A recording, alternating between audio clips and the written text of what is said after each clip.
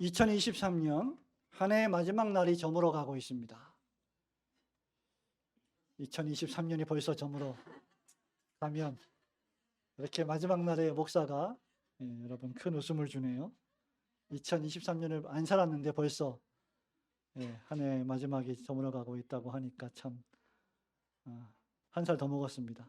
2022년 한 해 마지막 날입니다. 그 날이 지금 저물어 가고 있고, 여러분 혹시 뉴스를 통해서 보셨는지 모르겠는데 잠시 후에 11시 30분에 종로 보신각에서 제야의 타종 행사가 3년 만에 열린다고 합니다. 10만 명의 인파가 몰릴 것이라고 합니다. 코로나19 팬데믹으로 중단되었던 행사들이 여기저기서 본물 터지듯 다시 열리고 있습니다.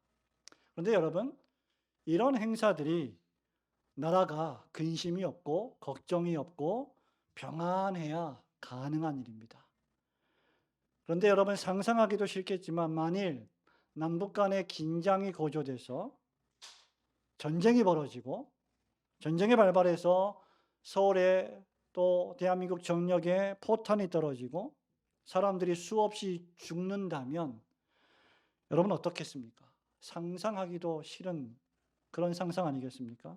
그리고 그것이 바로 이 나라의, 그리고 이 백성들의 죄에 대한 하나님의 심판이라면 또 여러분 어떻겠습니까? 어찌 보면 제가 지금 이렇게 말씀드린 것이 선지자 하박국이 처했던 당시의 상황이었습니다. 하박국은 총 3장으로 되어 있고 1장은 하박국의 첫 번째 질문과 하나님의 대답, 그리고 하박국의 두 번째 질문이 기록되어 있고 2장 전체는 하나님의 두 번째 대답이 기록되어 있습니다. 그리고 3장은 하나님의 모든 대답을 다 들은 선지자 하박국이 하나님께 기도하며 찬양을 올리는 내용입니다. 그렇게 하박국 1장과 3장의 시작은 사뭇 다릅니다. 여러분, 1장 2절 말씀을 제가 읽어드립니다. 여호와여, 내가 부르짖어도 주께서 듣지 아니하시니 어느 때까지리까?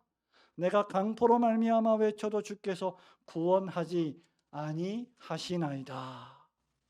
선지자 하박국은 지금 이 1장 2절 말씀으로 볼 때 대단히 화가 나 있고 불만이 가득했습니다. 이유는 자신의 조국 유다 왕국이 안팎으로 타락했고 부패했으며 위기를 맞이하고 있었기 때문입니다. 정치인들은, 위정자들은 뇌물을 받고 부정부패를 일삼았고, 재판관들도 뇌물을 받고 죄 없는 자를 죄 있다 하고 죄 있는 자는 죄 없이 풀려나게 만들었습니다. 악한 자를 착취했습니다. 공법과 정의는 온데간데 없습니다. 나라가 이 모양인데 하나님은 왜 침묵하시는지, 하나님은 왜 심판하지 아니하시는지 하박국은 도무지 이해할 수가 없었습니다.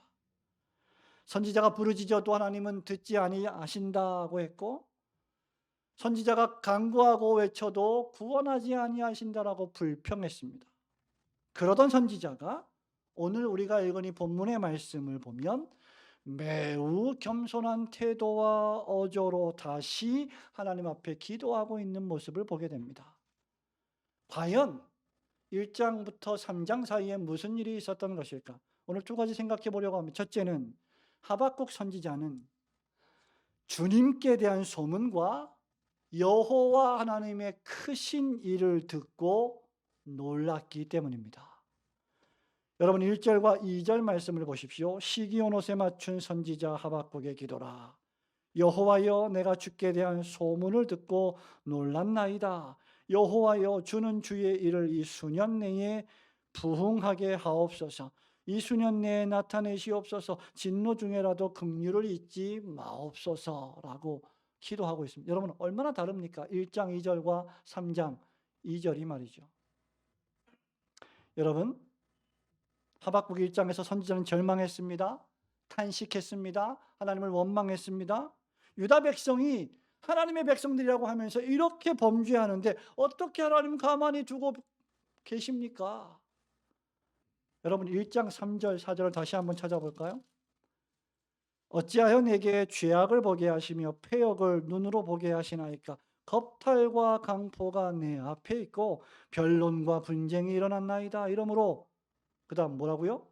율법이 해이하고 정의가 전혀 시행되지 못하오니 이는 악인이 의인을 애워쌌으므로 정의가 굽게 행하여짐이니이다 라고 했습니다. 한마디로 나라가 엉망이란 말입니다. 나라가 이 모양인데 공의의 하나님께서 어떻게 가만히 계시는 것입니까? 하나님이 살아계시다면 어떻게 이런 일들이 백주대낮에 벌어질 수 있다는 말입니까? 라고 불평한 것입니다. 그러자 하나님께서 대답하십니다. 내가 사나운 바벨론 제국의 갈대아인들을 일으켜서 범죄한 유다 너희들을 심판할 것이다. 징계할 것이다. 경고하십니다. 그러자 선지자 하박국이 또 호소합니다. 하나님, 아무리 유다가 범죄했다고 해도 하나님의 백성들이 아닙니까? 하나님도 모르고 하나님의 율법도 없고 할례 받지도 못한 저 타락한 바벨론 제국을 통해서 그 미개한 이방 나라를 통해서 하나님의 백성들을 심판하시는 것은 너무 부당한 일이 아닙니까? 선지자는 또 불평하고 또 불만족스러워했습니다.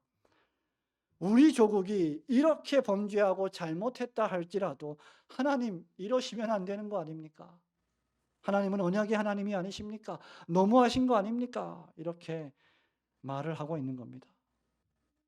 그러자 하나님께서 하나님의 선택받은 백성인 유다 민족을 심판했던 그 당시에 초강대국 바벨론 대제국의 갈대아인들을 반드시 멸절하고 멸절시킬 것이다 라는 말씀을 하기 시작합니다. 그것이 2장 전체의 말씀이에요. 그리고 이 말씀을 하박국 선지자는 높은 성루에 올라가서 하나님의 말씀의 음성을 듣기 시작합니다.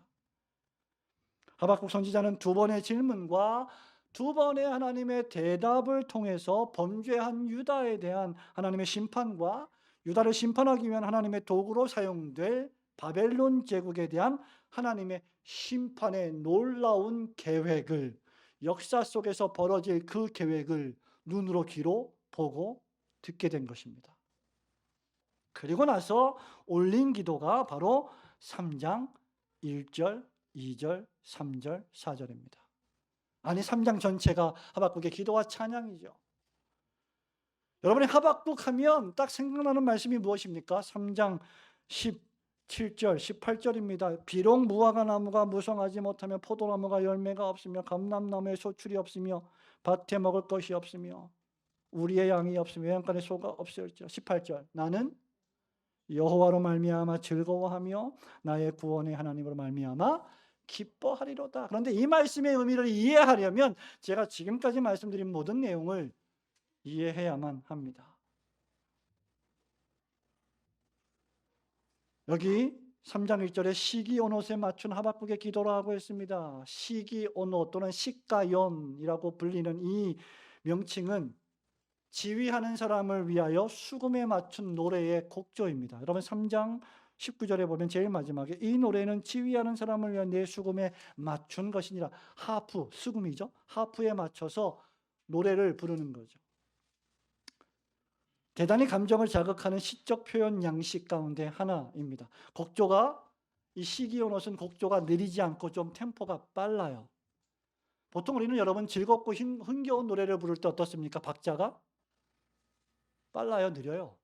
빠르죠. 그죠? 슬프고 괴롭고 절망스러운 노래를 부를 때는 박자가 느립니다. 천천히 부릅니다. 그리고 음도 매우 낮습니다. 여러분 장례식장에 가서 무슨 저 푸른 초원 위에 그림 같은 집을 이런 노래 부르는 거 보셨습니까? 장례식장에서는 슬픈 노래를 부르죠. 괴로운 노래를 부릅니다. 그런데 이건 매우 경쾌하고 밝은 곡조의 노래입니다. 그런데 여러분 지금 하박국 선지자가 말하고 있는 이 올리는 기도의 내용은 매우 무겁습니다. 슬프고 괴롭습니다.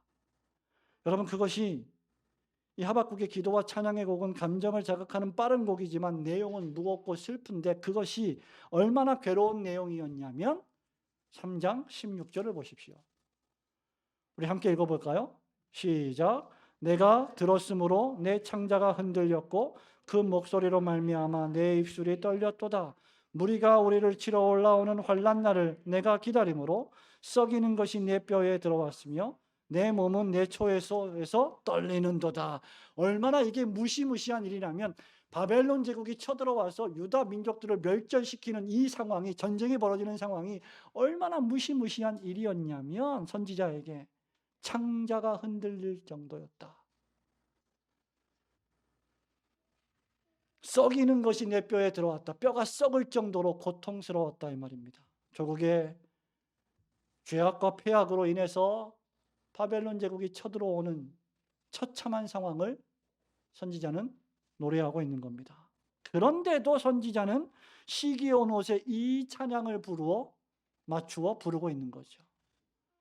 성도 여러분, 조국의 죄악과 폐역으로 인해 공법과 정의를 외쳤던 하박국 선지자에게 하나님께서 사납고 급하고 교만한 바벨론 제국을 들어 유다를 심판하시겠다는 것이죠.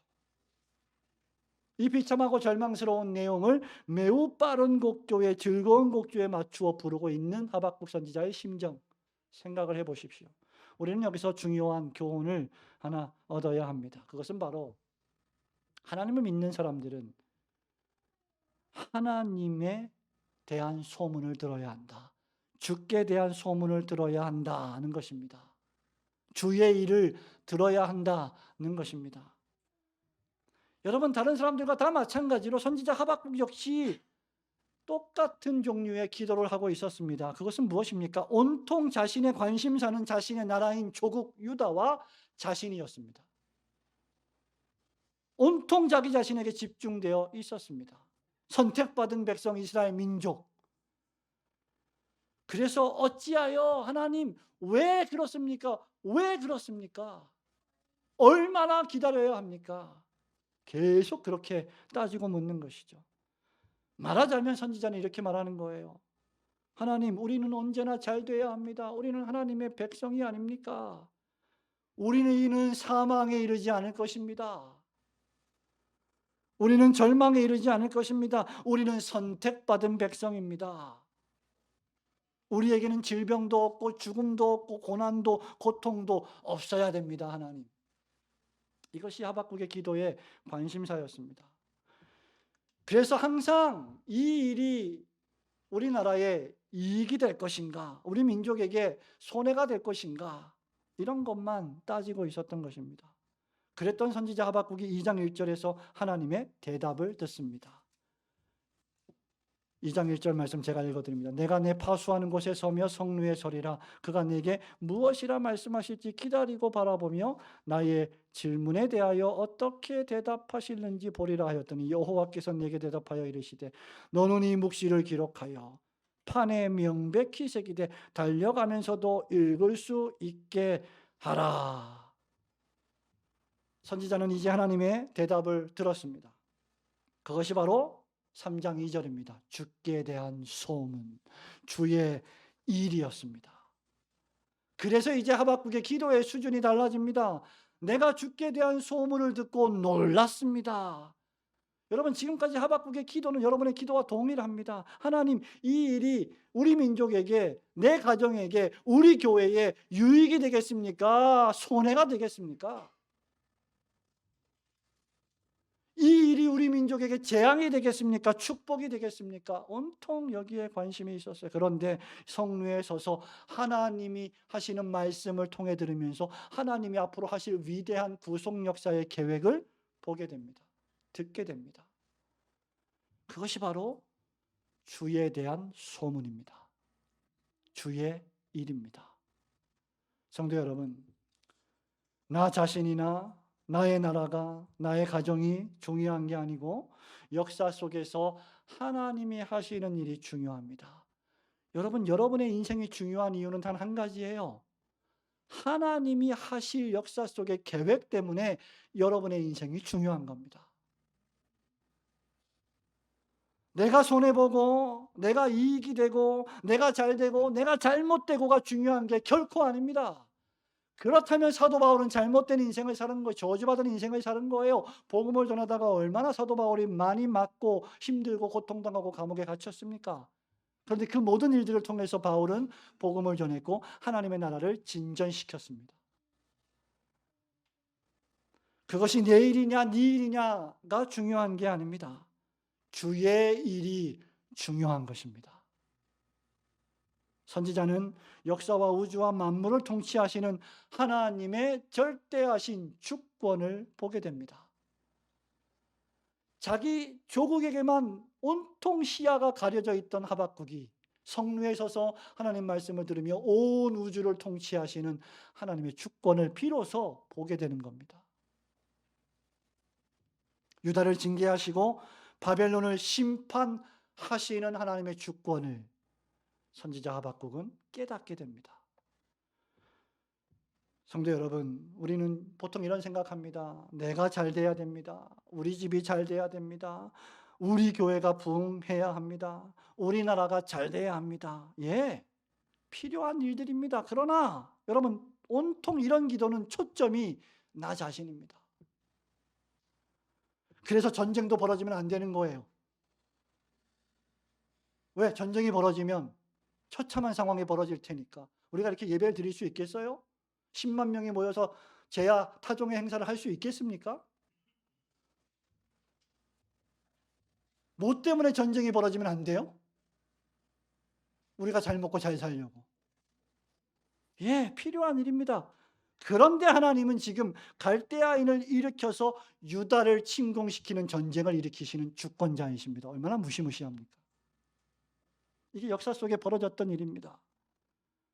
누구 때문에 전쟁이 없어야 합니까? 우리가 죄짓기 위하여? 우리가 타락한 삶을 살기 위하여? 우리가 즐거운 삶을 계속 살기 위하여? 아닙니다. 하나님의 영광을 위하여. 전쟁이 하나님의 백성들에게 유익하면 하나님은 이 땅에 전쟁을 보내실 것입니다. 그러므로 이제 우리의 기도는 바뀌어야 합니다. 우리의 기도는 주께 대한 소문, 여호와 하나님의 큰 일에 초점을 맞추어야 합니다. 우리 눈이 주께 대한 소문, 주의 일에 대해서 열려야 합니다. 단순히 하나님 큰 집 주세요, 좋은 차 주세요 정도가 아니라 하나님의 일에 대한 눈이 열려야 합니다. 하박국은 그것을 듣고 보고 깨달았습니다.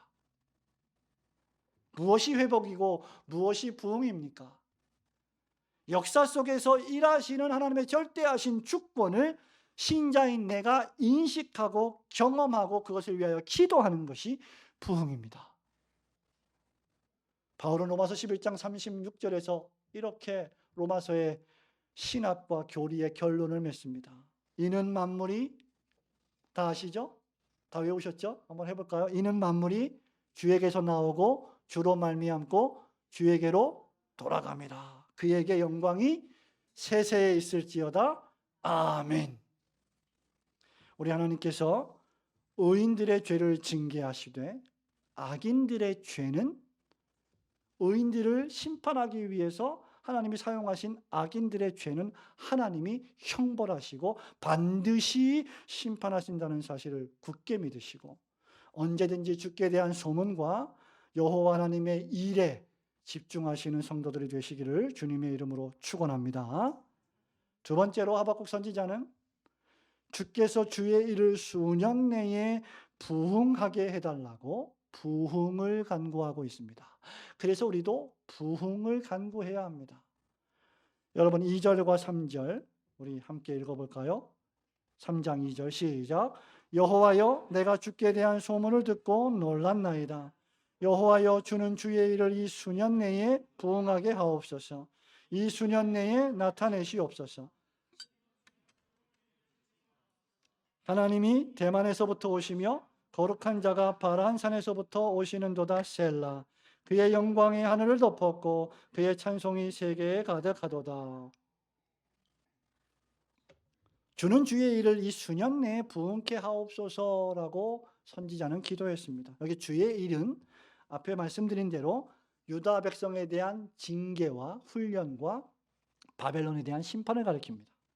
수년 내라는 말은 빠른 시간 내에 하나님의 때에라는 뜻입니다.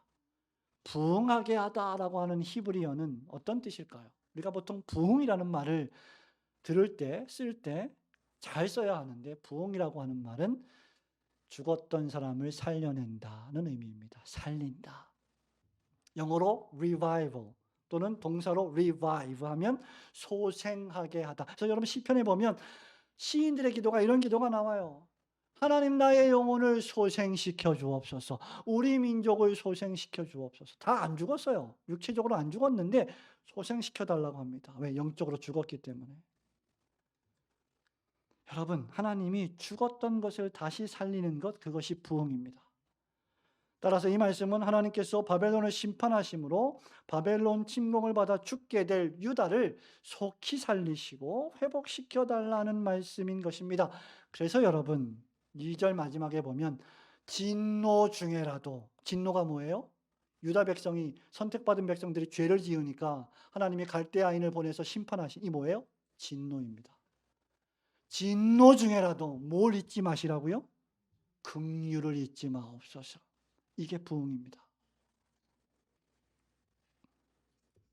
하나님의 계획하신 일이 속히 성취되기를 간구한 하박국 선지자는 하나님의 진노로 말미암아 바벨론에 의해 유다 백성들이 징계를 당할 때 부디 긍휼을 베풀어 주셔서 유대 백성들이 완전히 멸절당하지 않게 해달라고, 살려달라고 기도한 것입니다. 따라서 부흥의 정확한 의미는 무엇일까요? 하나님이 살리시는 것입니다. 우리가 다시 살아나는 것입니다. 수동태로 말하자면 살림을 받는 것입니다. 하나님께서 죽었던 자를 다시 살리시는 것, 그것이 부흥입니다. 그런데 여러분은 부흥이라는 단어를 들으면 어떻습니까? 어떤 생각이 딱 드십니까? 여기서 우리는 부흥이라는 것을 진지하게 생각해 볼 필요가 있습니다. 올해 우리 교회 포가 뭐예요? 여러분, 이 회복을 넘어 부흥으로 딱 들었을 때 무슨 생각이 들었어요? 커지는 거? 손상현 집사님, 커지는 거? 예, 커지는 거. 딱 그 생각 들죠? 예, 그게 우리가 생각하는 부흥입니다. 근데 이것이 얼마나 성경의 부흥과 다른가? 부흥이 무엇이 아닌지 좀 생각해 볼 필요가 있습니다. 성경은 단 한 번도 구약과 신약 성경에서 부흥을 숫자나 크기나 규모로 설명한 적이 없습니다. 일반적으로 사람들은 부흥을 가리켜 교인의 숫자가 전년도에 비해서 늘어나거나 건물을 확장하거나 건물을 사거나 성전을 짓거나, 성전이란 말도 잘못됐습니다만은 예배당을 짓거나 재정이 풍성해지면 뭐라 그래요? 부흥하셨네요. 여러분, 그것은 성장이라고 할 수는 있겠지만 성경적 의미에서 부흥은 아닙니다. 도리어 어떤 경우에 성경은 크고 화려한 것을 부패와 죄와 악의 상징으로 묘사한 바 있습니다. 오늘 하박국에 등장하는 바벨론을 가리켜 성경은 큰 성, 견고한 성이라고 부릅니다. 여러분, 요한계시록에 보면 17장에 이런 말씀이 있습니다. 그의 고통을 무서워하여 멀리 서서 이르되 화이또다 화이또다 큰 성 견고한 성 바벨론이여 한 시간에 내 심판이 이르렀다 하리로다. 반면에 성경은 교회를 어떻게 묘사할까요? 여러분, 성경은 교회를 뭐라고 부를까요? 교회에 대한 여러 가지 별명이 있지 않습니까? 그 중에 하나가 뭐예요, 여러분? 많이 있어요. 그리스도의 신부. 그죠? 정결한 그리스도의 신부. 또 하나가 있는데 뭐 새하늘과 새 땅 이런 말씀이 있죠. 예루살렘, 교회. 요한계시록 21장 2절에 보면 내가 보매 거룩한 성 새 예루살렘이 하나님께로부터 하늘에서 내려오니 그 준비한 것이 신부가 남편을 위하여 단장한 것 같더라. 예루살렘의 별명은 뭐라고요? 무슨 성이라고요? 거룩한 성. 시온성인데, 변집사님, 시온성인데 무슨 성이요? 거룩한 성. 그 특징이 거룩에 있다는 말입니다. 성경이 말하는 부흥은 숫자의 증감이나 건물의 확장에 있지 않습니다. 그것은 부흥의 결과일 뿐입니다. 성경이 말하는 부흥은 심령이 변화되는 것입니다. 제가 여러 교회를 방문해 설교하고 복음을 전하다 보면 예배당을 유심히 보는 경우가 있어요. 그럼 여러분, 기존 교회, 기성교회에 가다 보면 여러분, 여기 앞벽에, 앞에 강단에 프랭카드가 붙여 있고 큰 거 작은 거 옆벽에도 프랭카드가 많이 붙어 있어요. 그중에 흔히 볼 수 있는 게 뭐냐면 이 수년 내에 부흥케 하옵소서. 이런 표어들이.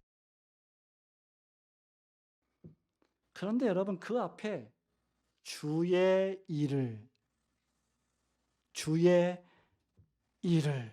이 수년 내에 부흥케 하옵 빠져 있어요.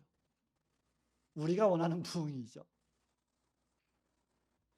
부흥의 내용은 나나 우리가 아니라 주의 일이어야 합니다.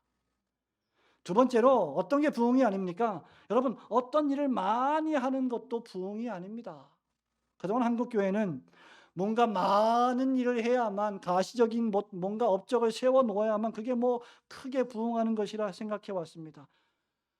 우리에게 할 일이 있다는 것은 큰 위안거리입니다. 여러분 교회에서 봉사할 수 있다는 건 대단히 중요하고 중요한 일입니다. 그런데 로이드 존스 박사는 어떤 일만 하고 있는 것이 언제나 영리한 일은 아니라고 우리에게 경고하고 있습니다. 우리가 직면하는 난제의 본질을 충분히 인식하기 전에 일부터 하려는 행동부터 옮기려는 것은 언제나 위험한 일이다. 이렇게 말합니다. 2차 세계대전을 경험한 사람들, 1940년대 2차 세계대전을 경험한 사람들은 정말 참을 수 없는 일이 하나 있었는데 그것이 공습 대피소에서 아무것도 하지 않고 가만히 앉아 있기만 하는 것이 너무나 고통스러웠다. 이렇게 말한 적이 있습니다. 극도의 긴장에 참을 수가 없어서 미칠 것 같다라고 했습니다. 그래서 일어나서 어딘가 걷는 것만이라도 뭔가 할 일이 있다는 것만으로도 너무나 마음의 위안이 되고 행복하고 좋다라고 느껴진다는 것이죠. 여러분이 일상에서 하고 있는 모든 일들이 너무나 큰 위안거리라는 겁니다. 전쟁의 시대에는. 그러니까 할 일이 있다는 건 그리고 할 일이 많다는 건 참 좋은 일입니다. 물론 우리는 열심히 일해야 하고 열심히 봉사해야 합니다. 그러나 우리는 놀랍게도 주님 없이도 주의 일을 할 수가 있습니다. 주의 일이 아닌 내 열심으로 주의 일을 할 수도 있다는 것을 기억해야 합니다. 우리 혈기로, 우리 열심으로, 우리의 교만으로 그렇게 할 수도 있습니다. 바쁘게 움직이면 뭔가 신앙생활을 열심히 했다는 위안을 얻게 됩니다. 그것이 부흥은 아니라는 겁니다. 세 번째, 부흥은 우리가 만들어내거나 일어나게 할 수 없습니다. 우리가 부흥을 조작할 수는 있고 부흥을 계획할 수는 있지만 그렇다고 해서 부흥이 자동적으로 일어나는 것은 결코 아닙니다. 사람들은 어떤 규칙과 법칙을 정해놓고 그대로 일하기만 하면 자동적으로 부흥이 올 것이다라고 생각합니다. 그런데 여러분 구약과 신약 성경 또 기독교 2000년 역사, 특별히 17세기 조지 휘필드 목사님이 복음을 전할 때 일어났던 폭발적인 영국의 부흥, 18세기의 조나단 에드워즈 목사님을 통해서 벌어졌던 미국의 영적 대각성 운동, 1차, 2차 대각성 운동, 한국의 1907년도의 평양 대부흥 운동, 이러한 모든 것들을 종합해 볼 때 부흥의 방식은 매우 다양해서 우리가 어떤 공식으로 만들어낼 수 있는 게 아닙니다. 우리가 계획을 세우고 규칙과 법칙을 정하고 뭔가 결과를 일으키려는 것은 사업의 방식이요, 이 세상의 방식입니다. 하나님의 부흥의 방식은 사람의 생각과 계획을 초월합니다. 그러면 무엇이 부흥입니까? 부흥은 하나님의 성령께서 주권적으로 역사하시는 자유로운 활동이십니다. 부흥은 그래서 사람들의 운동으로 되는 것이 아닙니다. 그래서 부흥회라고 하는 단어 자체가 모순적이라는 말이에요. 여러분 1907년도에 벌어진 평양 대부흥 운동 여러분 기억하실 겁니다. 120년 전에 벌어진 일이죠. 하나님의 성령께서 역사하신 결과 후에 역사가들이 장대현 교회에서 벌어진 일을 대부흥 운동이라고 부른 거예요. 역사가들이. 운동이 아닙니다. 부흥이 벌어진 거예요. 사람들이 하루 일과를 마치고 저녁에 말씀을 들으러 1907년 1월 6일에 평양에 있는 장대현 교회당에 모여들었습니다. 선교사님이 하나님 말씀을 설교하기 시작합니다. 1시간 설교합니다. 2시간 설교합니다. 3시간 설교합니다. 설교가 진행되는 가운데 하나님 말씀을 듣고 있던 교인들이 갑자기 그 자리에서 일어나 죄를 고백하기 시작합니다. 하나님의 말씀의 능력이 얼마나 강력했든지 설교를 듣다가 못 참아서 하나님, 내가 죄를 지었습니다. 내가 누구의 것을 도둑질했습니다. 내가 아내를 때리고 폭행했습니다. 교회에서는 멋진 사람이지만 집에 가면 나는 폭행자입니다. 내가 그동안 다른 사람의 것을 착복했습니다. 이런 죄의 고백을 공개적으로 하기 시작합니다. 예상하지 못했던 일이, 예측하지 못했던 일들이 벌어졌습니다. 그 다음 날이 밝았습니다. 새벽까지 기도가 계속 이어졌습니다. 그리고 아침에도 하나님 말씀을 들으려는 교인들은 예배당을 떠나 흩어지지 않았습니다. 그래서 새벽 기도가 시작이 됐고, 그래서 아침 부흥회가, 우리 한국교회 초창기 보면 부흥회 할 때 어떻게 해요? 새벽, 낮, 밤 하죠. 아직도 그런 교회가 있어요. 왜 그랬을까? 평양의 장대영 교회에서 벌어진 부흥 운동 때문에 벌어진 일입니다. 성도 여러분, 부흥이란 숫자가 늘어나는 것도, 재정이 풍성한 것도, 건물이 생기는 것도, 많은 일을 하는 것도 아니라 죽었던 영혼들이 하나님 말씀으로 각성되어 다시 살아나는 것입니다. 위선적인 여러분의 영혼이 소생되는 것입니다. 성령 하나님의 자유로운 역사하심으로 우리의 영혼이 거룩하고 성결케 되는 것이 부흥입니다. 그렇다면 우리는 부흥을 위해 무엇을 할 수 있을까요? 2가지입니다. 하나는 하나님의 말씀을 듣는 것입니다. 다른 하나는 기도하는 것입니다. 하나님의 말씀을 계속 들어야 합니다. 그리고 그 말씀이 나의 삶에서 이루어지도록 기도해야 합니다. 하나님께서 내 영혼을 다시 살려주시기를, 말씀을 들어도 전혀 반응이 없고 감흥이 없는 나의 이 차디찬 영혼을 다시 살려주시기를, 내 가정을 살려주시기를, 우리 교회를 소생시켜 주시기를, 한국교회를 다시 살려주시기를 기도하는 것입니다. 하나님께서 일어나시면 바벨론 제국은 흩어집니다. 주님이 역사하시면 귀신은 쫓겨나가고 죽은 자가 다시 살아납니다. 하나님 나라가 임하는 것이죠. 그것이 부흥입니다. 주님이 임하시는 것이 그래서 부흥이에요. 3절에 보면 그래서 하나님이 대만에서부터 오시며라고 했습니다. 대만에서부터 오신다는 표현은 신명기 33장 2절의 내용을 염두에 둔 것으로 출애굽 시대에 하나님께서 영광 가운데 나타나셔서 이스라엘 백성들을 구원하신 역사를 가리키는 지명입니다. 바란산 역시 시내산과 가데스바네아의 중간지대인 바란 광야에 있는 산을 가리키는데, 역시 앞구절에 언급된 대만과 더불어 하나님이 이곳에 강림하셔서 이스라엘 백성을 구원하신 놀라운 사건을 상기시키는 단어입니다. 다시 말하면 하나님께서 구원자로 임하시는 것, 예수 그리스도께서 구세주로 임하시는 것, 그것이 부흥입니다. 주님은 악인을 심판하시고 의인을 구원하시기 위하여 강림하십니다. 참으로 하나님의 나타나심은 원수들에게는 무서운 심판을 초래함과 동시에 성도들에게는 크나큰 구원의 은총을 가져다 줍니다. 그래서 예수님이 처음 이 땅에 오셨을 때 헤롯이 그렇게 예수님을 죽이려고 했던 거예요. 사단 마귀가 그렇게 예수님을 없이 하려 했던 것입니다. 왜? 주님이 오시는 것이 사단 마귀의 장례식이기 때문입니다. 주님이 다시 재림하시는 날 역시 사단 마귀가 완전히 멸절을 당하는 날이 될 것이기 때문입니다. 그러므로 하나님의 아들 독생자 예수 그리스도의 강림하심은 악인들에게는 영원한 심판이 되겠지만 하나님의 자녀들에게는 큰 기쁨의 좋은 소식이 되는 것입니다. 성도 여러분, 주님이 임하시는 것이 부흥입니다. 주님이 여러분의 영혼에 강림하시는 것이 부흥입니다. 다시 하박국으로 돌아와서 주께 대한 소문을 듣는 것이 부흥입니다. 주의 일을 생각하는 것이 부흥입니다. 여러분들에게 부흥에 대한 좋은 책을 내일 아침 주보에 소개하고자 합니다. 내일 아침 주보를 기대하시기 바랍니다.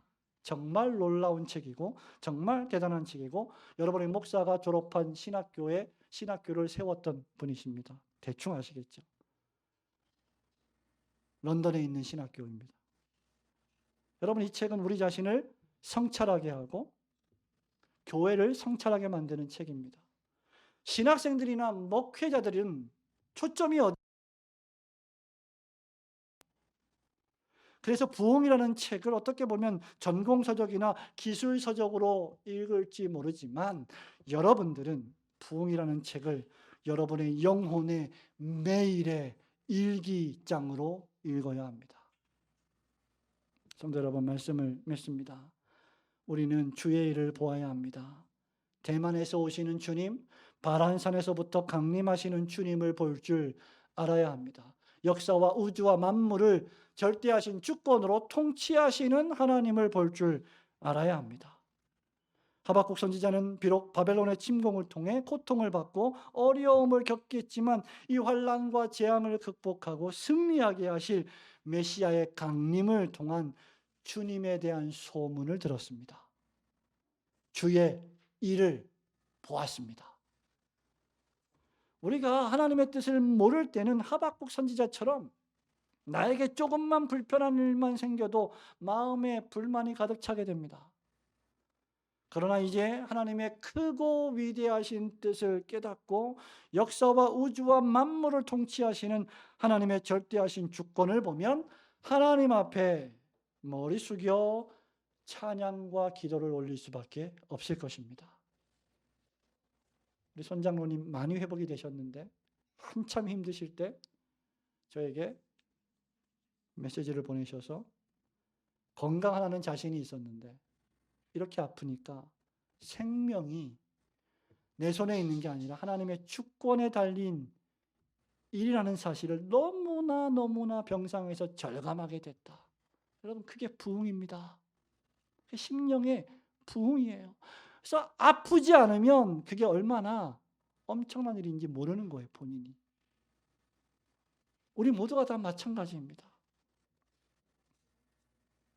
우리가 하나님의 위대하신 뜻과 계획, 역사 속에서 구현되는 하나님의 절대하신 주권을 바로 깨닫는다면 좁은 우리의 시야에서 벗어나 하나님을 볼 수 있게 될 것입니다. 그리고 주께서 이 일을 수년 내에 부흥케 해달라고 참된 부흥을 기도하게 될 것입니다. 이런 의미에서 성경 전체는 부흥의 역사입니다. 하나님이 선지자를 보내서 구약시대의 말씀을 선포하게 하시고 죄를 회개하게 하시고 하나님께로 돌아오게 하시는 것이 부흥입니다. 하나님께서 독생자를 보내서 우리 죄를 속하시고 생명 주시기 위하여 예수 그리스도께서 십자가에 자신의 생명을 희생하신 것이 부흥입니다. 사도들이 예수 그리스도와 그분의 십자가에 못 박히심을 설교하며 땅 끝까지 이르러 복음의 증인적인 삶을 산 것이 부흥입니다. 단순히 우리 교회가 커지고 우리 집이 잘 되고 내가 잘 되는 것이 아닙니다. 한국 교회가 코로나 이전에 대비해 출석률이 30%에서 40% 감소되었고 좀처럼 회복되지 않는다고 합니다. 왜 그럴까? 왜 그렇게 회복이 되지 않을까? 그동안 한국 교회가 참된 부흥을 간구했었는가? 인위적인 부흥을 생각하고 있었는가? 성찰해 보아야 합니다. 여러분, 단순히 우리는 숫자의 회복을 원하지 않습니다. 우리는 참된 회복, 여러분 개인의 영혼의 각성, 여러분의 죄의 회개, 고백, 그리고 다시 내 영혼이 살아나는 부흥의 역사가 여러분에게 필요할 것입니다. 2023년 한 해 동안 우리 올고전 교회와 한국 교회가 회복을 넘어 하나님이 다시 살리시는 참된 부흥을 맞이하는 복된 한 해가 되기를 주님의 이름으로 축원합니다.